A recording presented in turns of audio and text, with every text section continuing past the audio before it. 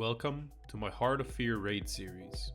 To start this series off, I'm gonna upload a VOD with some commentary to quickly give you a rough boss guide, while I'm working on finishing the detailed raid guides, but that's still in production.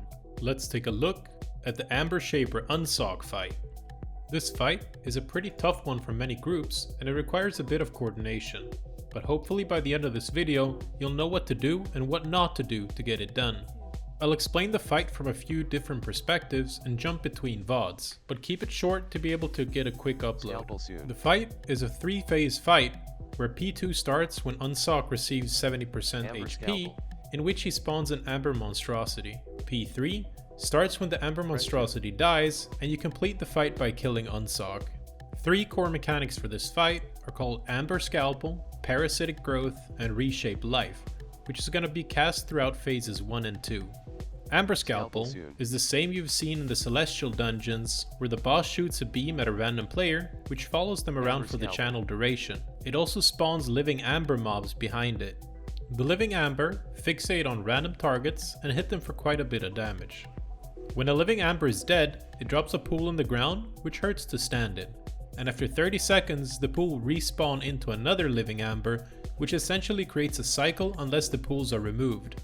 Additionally, when the Ambers die, they explode in close proximity and deal damage as well as healing any other Ambers, so you should make sure to spread out. The next ability is called Parasitic Growth, which places a 30-second debuff on a random target every 35 seconds, so there's always going to be one parasite up in P1 and P2. While on its target, it deals low dot damage, but every time the target takes a heal, it increases the damage that it deals. A good way to deal with this is to place absorbs on the target instead of heals, or to use defensives to keep it under control. The last, and probably most important mechanic is called Reshape Life. Every 50 seconds, SOK transforms a player into an Amber construct, and in P1 this is only the tanks, but in P2 it's the healers and the DPS. This player is inside a vehicle and gets 4 abilities which they need to use effectively. Additionally, they have a separate HP and energy bar where you consume 2% energy every second. These resources are super important that you monitor. If you run out of energy, you get thrown out and you die, leaving the construct unpiloted and you might as well wipe.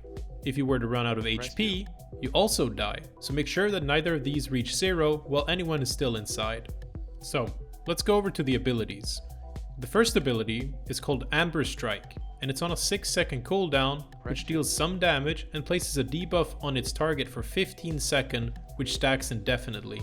For every application of the debuff, the target is going to take 10% increase in damage, and at the end of the fight, you'll have well over 30 stacks on the target, so the damage you deal is ramping up really nicely, and you will aim to never let this debuff drop off your target.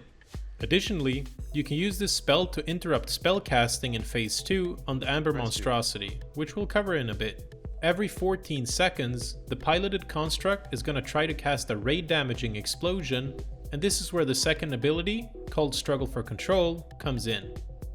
When you press 2, it kicks yourself at the cost of a little bit of energy, effectively nullifying the cast.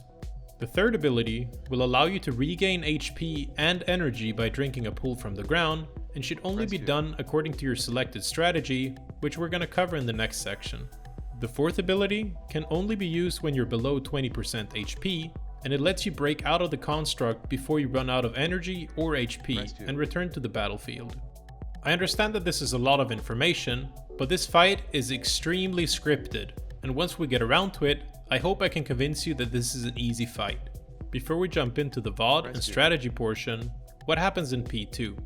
First off, SOK basically takes no damage and he spawns an Amber Monstrosity. This monstrosity has 2 significant abilities, while SOK retains his abilities from phase 1. The first mechanic of the monstrosity is that it throws people, and the second one is that it stomps on people. Stomp deals damage within 15 yards and knocks the players back, while Fling picks up its current target and throws it at a random range player, which stuns them and deals some damage. When the monstrosity dies, SOK runs to the middle of the platform and starts dealing very high raid-wide damage, which you simply heal through.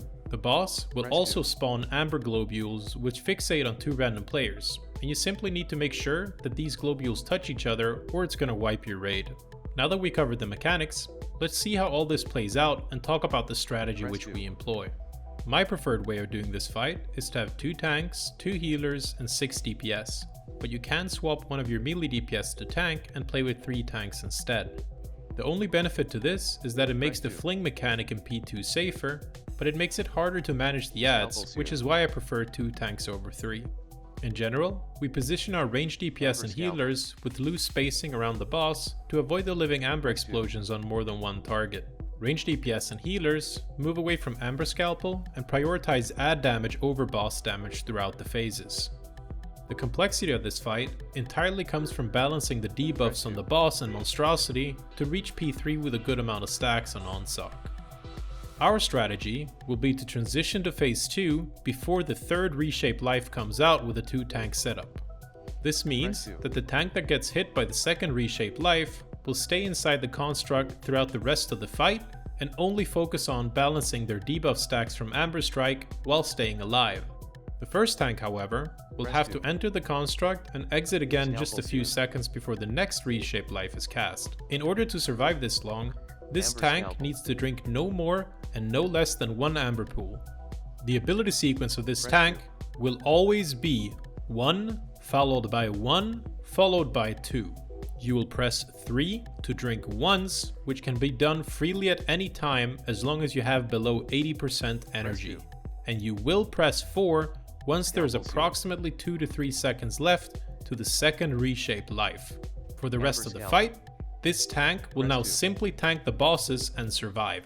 The second tank, however, will now start the juggling act of the debuffs while the raid aims to push to 70% ASAP to spawn the monstrosity. This second tank, which I will refer to as the Perma Pilot, will drink pools using 3 as often as they can while under 80% energy. Apart from drinking, which is an ad hoc thing, you will always, and I repeat, always, use the following ability sequence. 1, 1, 2, in that exact order. Your goal will be to minimize downtime on the Amber Strike ability and to time the struggle for control ability so you don't get to do it on CD, but rather sequentially on demand. Just remember 1, 1, 2 and you'll be chilling. The optimal way of getting through P2 quickly is to have the Perma Pilot stacking every other stack on the boss and every other on the monstrosity. Simply enough, your sequence becomes Amber Strike on boss, Amber Strike on monstrosity, kick yourself, repeat, and the fight is done. I want to put up a disclaimer and a very important note to this, depending on which timing your group has for the phase 2 transition. The order of spell usage can change so that you start with 1 on the boss or start with 1 on the monstrosity, but it will always be alternate between the usages and it will be followed by a self kick. With that out of the way, we need to look at P2. With Reshape Life 3 and beyond, DPS and healers will go into the constructs, and you will only target the monstrosity, and you'll never drink any pools. Your ability sequence as a DPS or healer will always be 1-1-2, 1-1-2, 1-1-4, which corresponds to 2 Amber Strikes on monstrosity, self-kick, 2 Amber Strikes on monstrosity, self-kick, 2 Amber Strikes on monstrosity, and leave.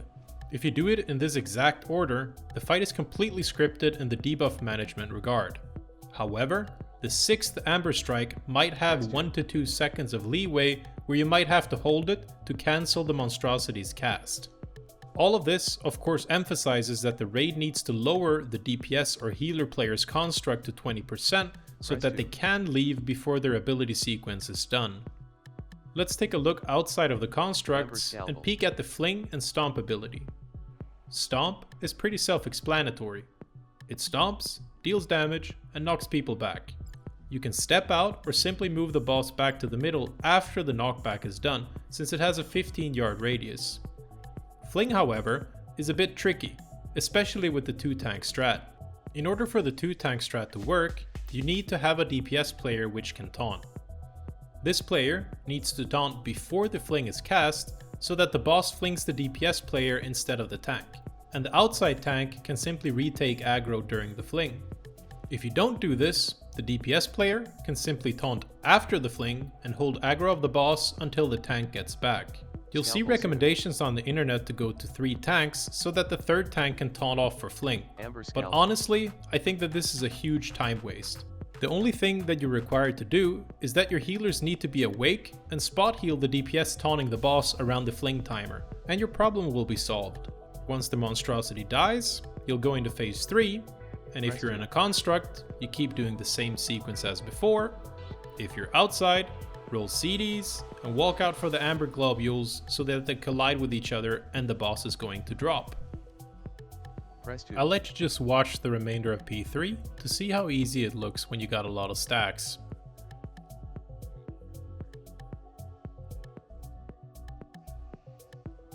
At the top of the screen, we can see the 2 fixated players walking across each other so that the globules collide and disappear.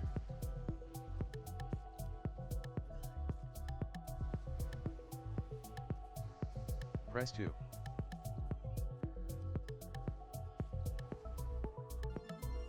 And that's gonna wrap up my Amber Shaper Unsok guide. This is a fight which I'll break down more thoroughly when I get the time, but for now, let me know if you have any questions about it. Unfortunately, there's been a bit of production delay, so right now I'm just posting VODs with some commentary to get some basic guides out there. This is probably going to be the case for Heart of Fear while we're progressing through it, but while I'm doing this, I'm still working on my detailed guides for Mogashan Vaults, and I'm sure I'll catch up soon. If you enjoyed the video, drop a like and subscribe to the channel for future content. As always, thank you all for watching, and I'll see y'all next time.